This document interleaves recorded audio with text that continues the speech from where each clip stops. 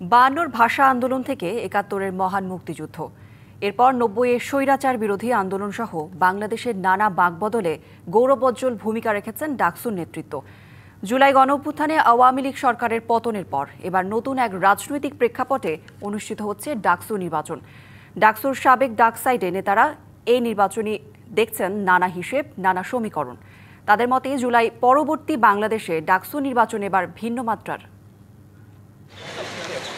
ঢাকা বিশ্ববিদ্যালয় কেন্দ্রীয় ছাত্র সংসদ ডাকসু দীর্ঘ ইতিহাসে এই সংগঠন শুধু শিক্ষার্থীদের অধিকার আদায়ের প্ল্যাটফর্মই নয়, বরং জাতীয় রাজনীতিতেও রেখেছে বড় প্রভাব। আর সেজন্যই ডাকসুকে আখ্যা দেওয়া হয় দ্বিতীয় সংসদ হিসাবেও।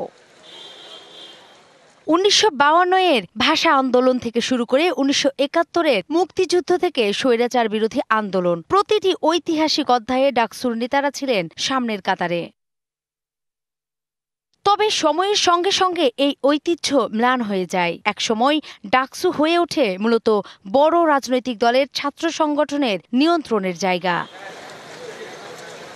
ডাকসুর সাবেক ভিপি মাহমুদুর রহমান মান্না মনে করেন, রাজনৈতিক গোষ্ঠীগুলো ছাত্র সংসদের উপর প্রভাব বিস্তার করেছে বিভিন্ন সময়। তবে শিক্ষার্থীরা চাইলে ডাকসুকে লেজুরভিত্তিক রাজনীতির বাইরে রেখে শক্তিশালী প্ল্যাটফর্ম তৈরি করতে পারে। তারা সেই রাজনীতিকে লালন করেছেন অন্তরে, গোপনে, গুপ্তভাবে, প্রকাশ্যে করেননি।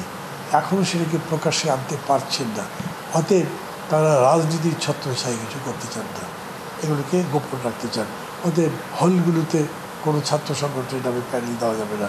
ডাকসুতেও সরাসরি কোনো রাজনৈতিক দলের সমর্থকরা প্যানেল দিতে পারবে না।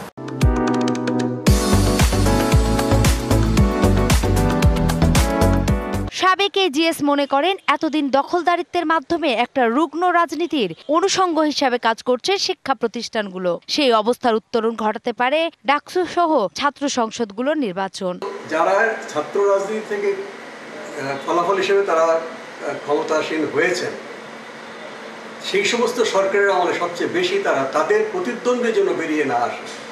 তারা সেই কারণে আমি বলবো যে একটা অন্যতম কারণ, তারা গলা টিপে এই ভবিষ্যৎ নেতৃত্বকে তারা হত্যা করতে চেয়েছে। ডাকসুর সাবেক ভিপি আমানুল্লাহ আমানের মতে, জুলাই অভ্যুত্থানের পর এবারের নির্বাচন ভিন্ন প্রেক্ষাপটের। এই নির্বাচন নিয়ে রয়েছে নানা সমীকরণ। এখানে একটি গভীর চিন্তা ভাবনার বিষয় যে কেন হঠাৎ করে এভাবে সাবেক ডাকসুর ভিপিজিএসরা যেতে পারবে না, কেন জাতীয় নেতৃবৃন্দ যেতে পারবে না। এটাই কিন্তু একটা বিশাল হাত পা বেঁধে আজকের এই ডাকসু নির্বাচনটা দেওয়া হয়েছে। ছাত্র সংসদগুলোর নির্বাচন নিয়মিত করার দাবি তোলেন ডাকসুর সাবেক নেতা। হারানো গৌরব ফিরে পাওয়ার জন্যই, ছাত্র নেতৃত্ব গড়ে তোলার জন্যই এবং ছাত্র নেতৃত্ব থেকে জাতীয় নেতৃত্ব গড়ে তোলার জন্যই ডাকসু নির্বাচনটা অতীব জরুরি। নূপুর মাহমুদ, ডিবিসি নিউজ, ঢাকা।